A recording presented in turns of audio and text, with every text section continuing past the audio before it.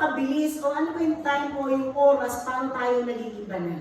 Number one, instant. Nung tayo na born again, instantly we become holy.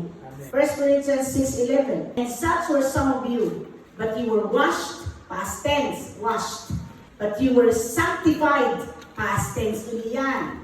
But you were justified, past tense uli yan. In the name of the Lord Jesus Christ and by the Spirit of our God. Nung tinanggap mo si Jesus Christ, lahat past tense na. So instant, pero combination na yan. Parte mo, progressive. Di ba nakita mo, ako'y kompleto na. At parang hindi ko naman nakita sa sarili ko, bigla akong kinabukasan.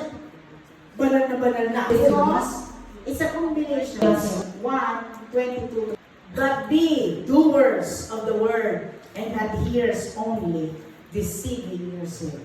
When you hear the word of God, do it. That's how you progress in holiness. Eh, bakit mo, Pastor, dati? Narinig ko naman yung word of God, pero wala namang effect. Hanggang hindi nagtatrabaho ang Diyos sa'yo, hindi mo kakayanin maging banal. Pero nung tinanggap mo si Jesus Christ, trabaho ang Holy Spirit sa'yo, ikaw naman, pansin mo, bakit kayo medyo kaya mo na? Because God and you is at